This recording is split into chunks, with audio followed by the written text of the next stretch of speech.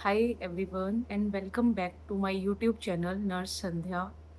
Today we will be discussing about AIMS nursing officer versus central government versus state nursing officer. तो सबसे पहली बात तो ये है कि मैंने खुद ने भी सेंट्रल गवर्नमेंट हॉस्पिटल चूज़ किया, जबकि मेरी रैंक 244 थी and I can go for AIIMS also and any other hospital. तो उसमें मैं जो फर्स्ट प्रेफ़रेंस पे डालती वो मुझे मिल जाता। मैंने फर्स्ट प्रेफ़रेंस पे अपना सेंट्रल गवर्नमेंट डाला तो वो मुझे मिला। तो ऐसा क्यों है कि जो सेंट्रल गवर्नमेंट हॉस्पिटल होते हैं उनकी सीट्स जल्दी फिल होती हैं as compare to AIIMS nursing officer seats. इसके पीछे एक मेजर डिफरेंस जो मैंने सोचा कि मुझे क्यों नहीं एम्स चाहिए, वो मेजर डिफरेंस यही था कि एम्स में आपको सीजीएचएस नहीं मिलता है। एम्स में आपको एम्स का ही एम्प्लॉय हेल्थ स्कीम मिलती है, ईएचएस मिलता है एम्स में आपको, जबकि सेंट्रल गवर्नमेंट हॉस्पिटल्स में आपको सीजीएचएस मिलेगा और स्टेट गवर्नमेंट में आपको डीजीआईएचएस मिलता है। तो सीजीएचएस क्यों इम्पोर्टेंट है? क्योंकि आप अपने पेरेंट्स, आप अपना खुद का, आप अपनी upcoming families for example your husband and kids, आप उन लोगों को प्राइवेट हॉस्पिटल में भी दिखा सकते हैं अगर आपके पास सीजीएचएस कार्ड है तो। बट अगर आपके पास ईएचएस कार्ड है तो आप सिर्फ एम्स में ही दिखा सकते हो अपने आप को भी, आप प्राइवेट में नहीं जा सकते हो। तो मेरा मेजर कंसर्न जो था वो मेडिकल बेनिफिट्स पे आके अटक गया था। Second thing is it's about workload also. तो एम्स में डॉक्टर वर्सेस नर्सेस बहुत ज़्यादा होता है और वहाँ का जो वर्कलोड है फॉर नर्सिंग ऑफिसर्स वो कंपैरेटिवली थोड़ा ज़्यादा है। मैं ये तो नहीं बोल सकती कि सेंट्रल गवर्नमेंट में थोड़ा कम है, क्योंकि it's been 2 years I am working in central government hospitals और मुझे कहीं से भी ये नहीं लगता है कि सेंट्रल गवर्नमेंट में जो है वर्कलोड थोड़ा कम होता है, क्योंकि इट्स ऑल अबाउट 24 आवर्स आपका ओटी चलता है, आईसीयूज़ में हमेशा पेशेंट होते हैं, वार्ड्स कभी खाली नहीं होते हैं, ओपीडीज़ में हमेशा लाइन लगी रहती है।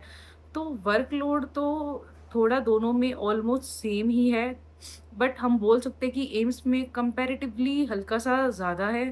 तो अभी हमने डिस्कस किया है कि medical benefits, second there is a difference between the workload also. तो वर्कलोड जो है अभी मैंने आपके साथ डिस्कस किया है एंड उसके अलावा मैंने आपको एक बीच में एक चीज़ पॉइंट आउट करी थी कि एम्स में जो है डॉक्टर वर्सेस नर्सेस बहुत ज़्यादा होता है, बहुत ज़्यादा मतलब वहाँ पे आपको ऐसा लगता है कि आप डॉक्टर्स के साथ काम नहीं कर रहे हो, डॉक्टर्स के लिए काम कर रहे हो। जबकि सेंट्रल गवर्नमेंट में आप या फिर स्टेट गवर्नमेंट में आप उनके साथ काम करते हो, डॉक्टर्स के लिए काम नहीं करते। इन दोनों बात में बहुत डिफ़रेंस है। तो अभी मैं as OT nurse neuro surgery में काम करती हूँ as a scrub nurse, circulatory nurse. तो 24 आवर्स हमारे यहाँ केसेज़ होते रहते हैं। पहले रूटीन केस होते हैं, फिर इमरजेंसी केसेज़ होते हैं। तो अभी मतलब वर्कलोड तो बहुत है सेंट्रल गवर्नमेंट में भी, पर कंपैरेटिवली अगर हम थोड़ा-सा कंपेयर तो एम्स थोड़ा-सा आगे निकल जाता है वर्कलोड में। एंड थर्ड थिंग जो है हमारी वो है सैलरी। अभी आपके दिमाग में आ रहा होगा कि क्या एम्स की सैलरी और सेंट्रल गवर्नमेंट हॉस्पिटल्स की सैलरी में कोई डिफरेंस है? भई रत्ती भर का भी डिफरेंस नहीं है, दोनों सेम है। एक पैसे का भी डिफरेंस नहीं है दोनों में। तो आप सैलरी बेनिफिट्स को ना देखें क्योंकि दोनों में सेम है। आप वर्कलोड कंसीडर कर सकते हैं, आप अपनी नियरेस्ट लोकेशन जो है उसके अकॉर्डिंग कंसीडर कर सकते हैं। आप अपने मेडिकल बेनिफिट्स के अकॉर्डिंग कंसीडर कर सकते हैं whether to go for AIIMS Delhi और सेंट्रल गवर्नमेंट हॉस्पिटल्स और any other hospital. And the other thing is scope तो आपको दोनों में सेम ही मिलते हैं। Thing is higher studies.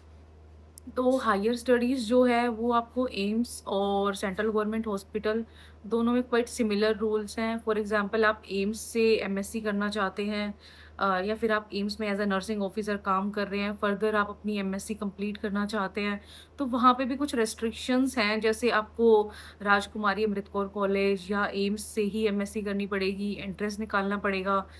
Same goes with the central government hospitals also.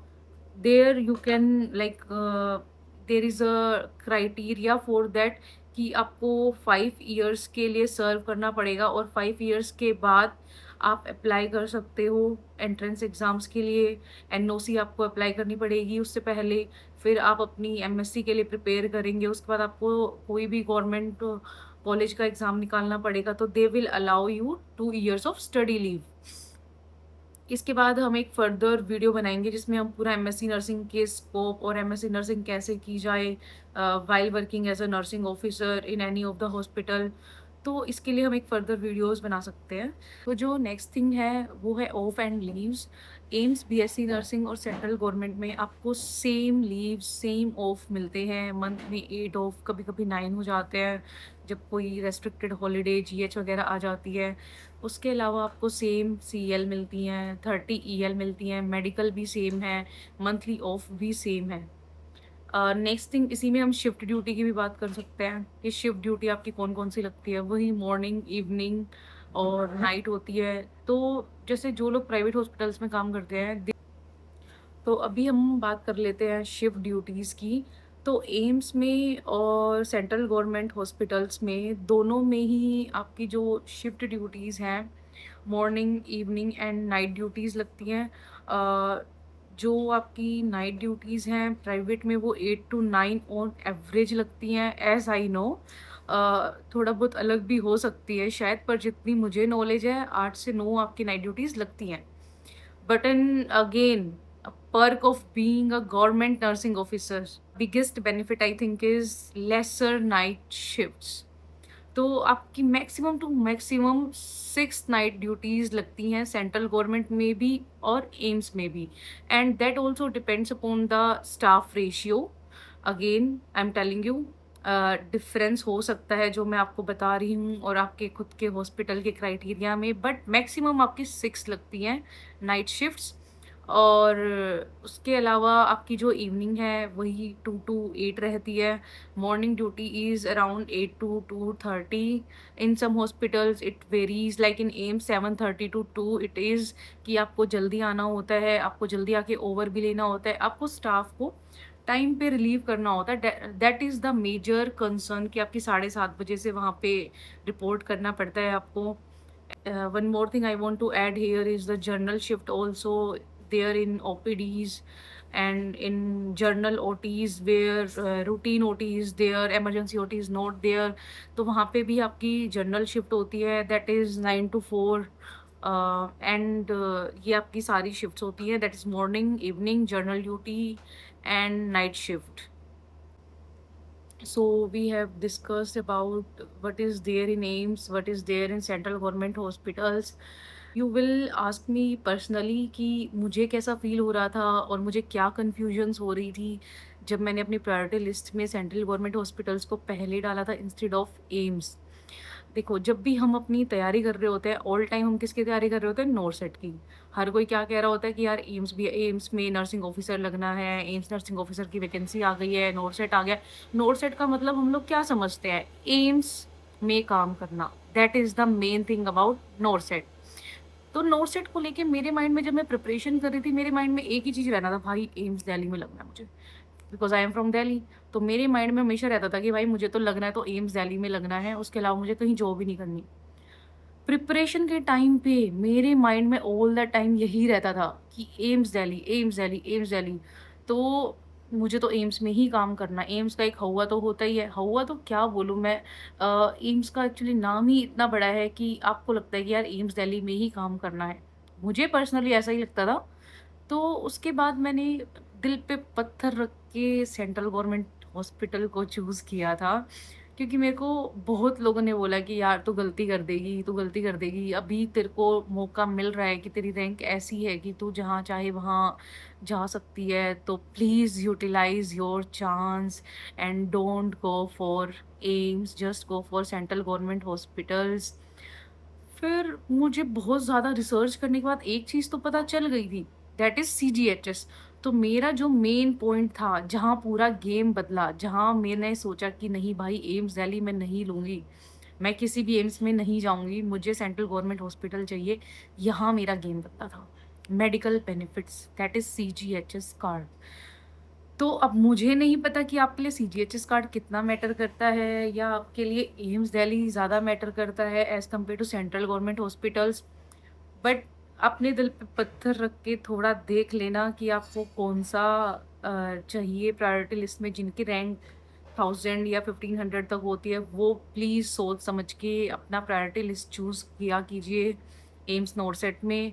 Because एक बार जो आपने डाल दिया उसी के अकॉर्डिंग आपको प्रायोरिटी सेट करनी होती है, उसी के अकॉर्डिंग आपको एम्स अलॉट किया जाता है, सेंट्रल गवर्नमेंट हॉस्पिटल अलॉट किया जाता है according to your rank and plus your priority list, plus your category also. So I will, मेरा थोड़ा-सा सेंट्रल गवर्नमेंट की तरफ थोड़ा ज़्यादा झुकाव है। I hope you can understand my concern now that why I opted for central government instead of AIIMS Delhi. तो पर आज भी मेरे मन में एक छोटू-सा रिग्रेट रहता है कि यार एम्स दिल्ली मुझे चूज़ कर लेना चाहिए था, क्योंकि एम्स दिल्ली तो एम्स दिल्ली है ना, और AIIMS Delhi is like a dream, जो सपना देख के हम लोग प्रिपेयर करते हैं। और एम्स दिल्ली की एक ख़ास बात यार ये है कि एम्स दिल्ली में ऑरा है कि यार वहाँ जाते हो आपको इतना अच्छा फ़ील होता है एम्स दिल्ली में एंटर करते ही।